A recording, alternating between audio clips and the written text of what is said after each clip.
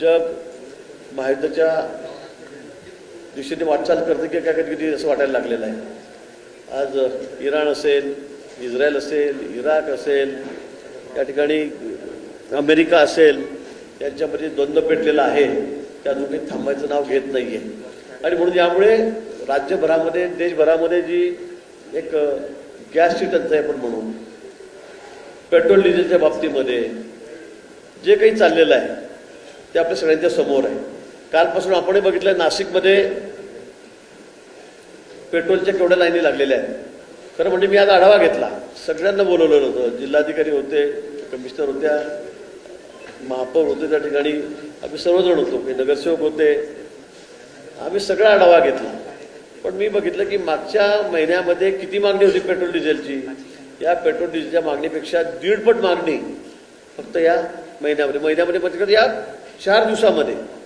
मी विचारलं की मागच्या महिन्यामध्ये, मागच्या आठवड्यामध्ये, या दिवसामध्ये किती मागणी होती, तर या ठिकाणी समजा एक अंदाजित मी सांगतो तुम्हाला की या ठिकाणी ज्या समजा 100 केलची मागणी असेल तर या 2 दिवसामध्ये 150 केलची होऊन गेलेली, म्हणजे कृत्रिम टंचाई असं मी म्हणेल। मला सगळ्यांनी सांगितलं की साहेब जेवढं लागत असेल पेट्रोल डिझेल तेवढं आमच्याकडे आहे, अगदी मागच्या महिन्यापर्यंत परवापर्यंत जेवढं वापरत होतं तेवढं सगळं आहे, तेवढा साठा आमच्याकडे आहे, आमच्याकडे कुठेही शॉर्टेज नाही। आम्ही कोणालाही म्हणत नाही 20 लिटर मागितलं की तू 10 लिटर घे का 5 लिटर घे, सगळा कोटा आहे। मागच्या वेळेपेक्षा मागच्या आठवड्यात मी जे विकलं, ज्या वेळेला अशी परिस्थिती नव्हती, महिनाभरापूर्वी 3 आठवड्यापूर्वी युद्धजन्य परिस्थिती नव्हती, त्यावेळेला आम्ही जेवढं मागलं त्याच्या 1.5 पट पेट्रोल डिझेल आता आमच्याकडे मागितलं जात आहे। त्यामुळे एवढी मागणी आल्यावर आमचा सप्लायमध्ये शॉर्टेज पडतोय।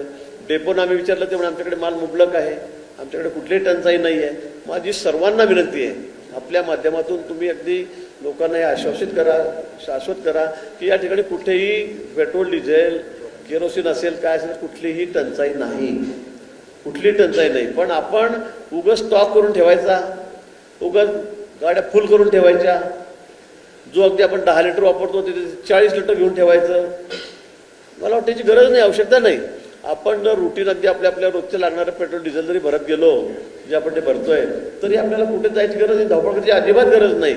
ही परिस्थिती संपूर्ण राज्यामध्येच आहे की कुठेही टंचाई नाही।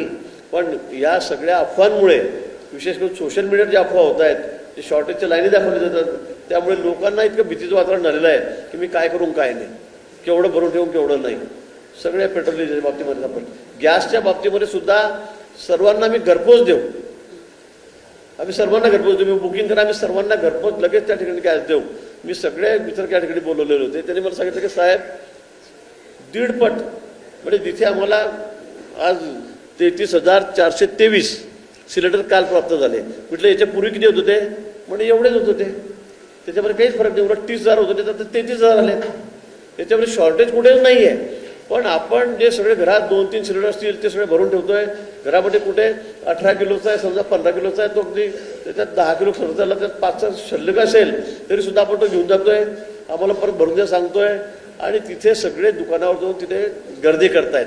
त्यामुळे सगळी सेवा ही विस्कळीत झालेली आहे, ट्रान्सपोर्टिंग सेवा सुद्धा थोडी त्यामुळे विस्कळीत झालेली आहे। डीलरचं म्हणणं आहे की आम्ही कोणालाही एक दिवस मागे पुढे करणार नाही, जसं आता रुटीन चाललं आहे मी तसंच करू, तसंच देऊ। पण आपण थोडं सगळ्यांनी शांतता ठेवायची आहे, कुठेही गॅसचं शॉर्टेज नाही।